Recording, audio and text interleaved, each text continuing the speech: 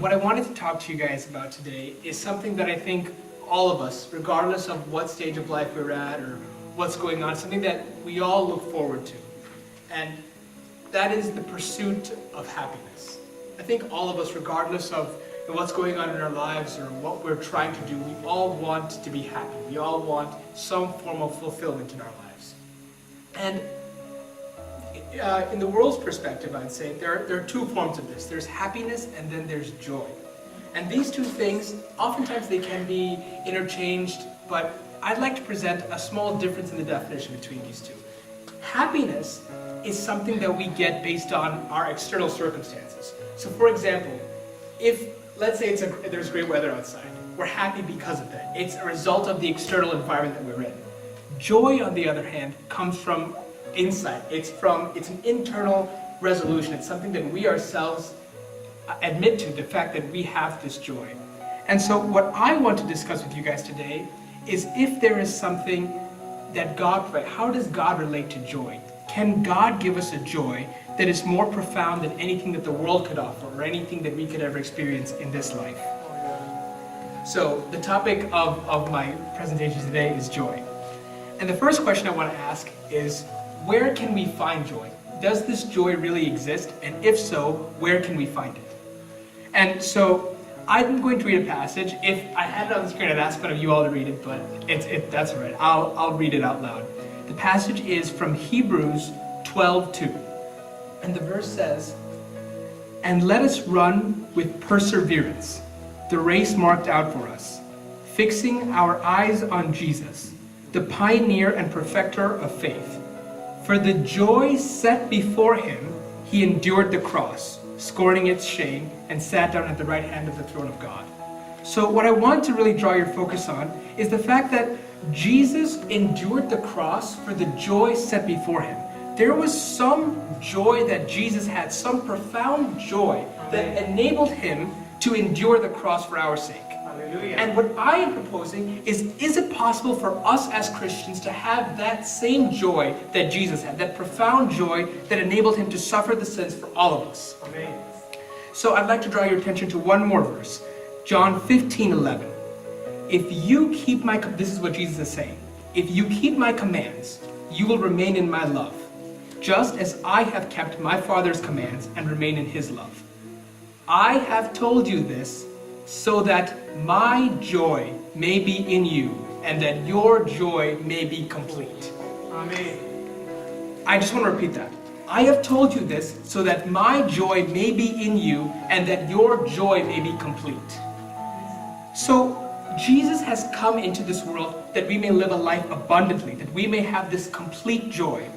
But what it's saying here is that in order to have this complete joy, we are to keep the Father's commands. If we keep the Father's commands, according to this passage, we should have the joy that Jesus had, that enabled him to scorn the shame of the cross and pursue his Father. So I want to ask you all a question. If this is true, that if our obedience to God is what enables us to have this complete joy, what is the most important command that Jesus has of us? What is the greatest command that Jesus has asked of us? Love the Father. Exactly. Oh, is it? Oh, sweet. Okay. Yeah. What is God's greatest commandment? And as brother said, Mathew 22:37-38. Jesus replied, "Love the Lord your God with all your heart and with all your soul and with all your mind. This is the first and greatest commandment." So let's just take a step back and kind of understand what this means. God's greatest commandment for us is that we love him. And based on the previous passage, Jesus has said that if you keep my commands, my joy will be in you. And that same joy is what allowed Jesus to bear the cross. So we could have the joy of God that enabled him to suffer in our place if we simply love him with all of our hearts, souls, mind, and strength. This is the greatest command that Jesus has for us. But something that I thought of, and I think this could seem as a potential contradiction perhaps. There is a verse in Hebrews 12:14. It says, actually, does somebody want to read it for me? Just that. Yeah, go ahead.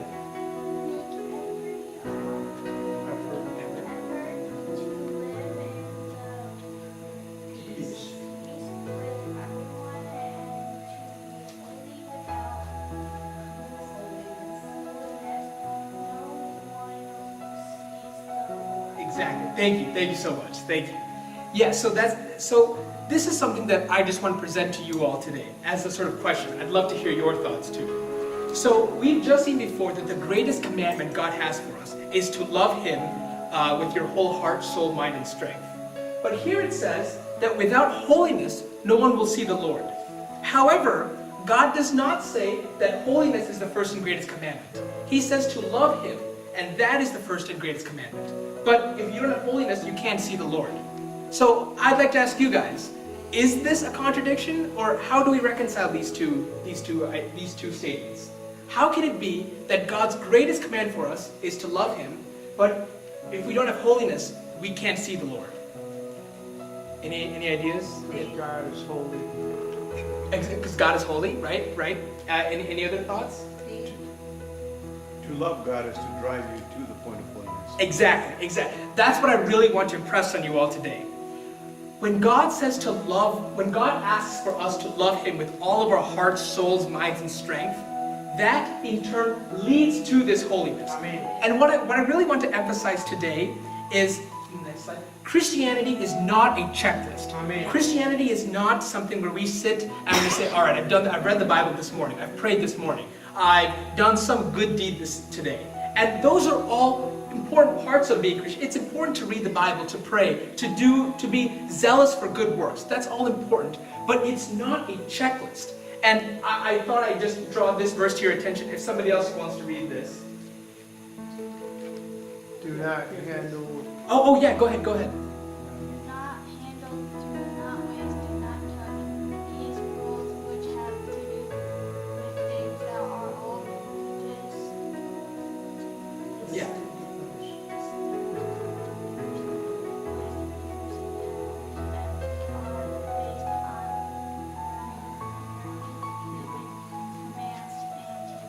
Exactly. Thank you so much. So what I really want to impress on you guys is this whole concept of Christianity, right? It can often seem as if, oh man, I'm not doing enough. I didn't do this, I didn't do this. But what I want to show you guys is what's really at the core of Christianity. What's at the core of what we believe is a love for God. And that love is what inspires us to be holy. It's not so much of a, oh, I should do this, I should do this. It's a, I love my God so much that out of that outpouring of love, I choose to do the things that best please Him. And that is what allows us to be holy. Through that is how we're able to see the Father. So what I really want you to take away from these few minutes is the best thing that you can do, and what God really wants from us is to just pursue Him with everything we have. Because if we truly do pursue Him with everything we have, then our greatest delight will be to be obedient to Him, will be to follow His holiness. And when that happens, we will be able to see Him face to face one day. Yes. The ultimate essence of our identity as Christians is to simply love our God. And I just want to impress that on you guys before I move forward. Okay, now one question that that can often come up is, of course I understand like the responsibility for me to love God, but let's face it, why should I love God? What is really the reason for me to love God? After all, God really done something for me?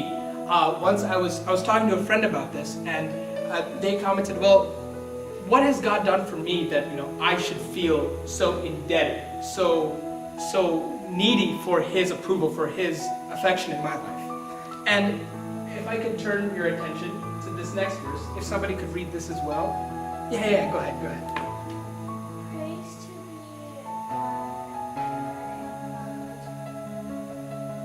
Of our Lord Jesus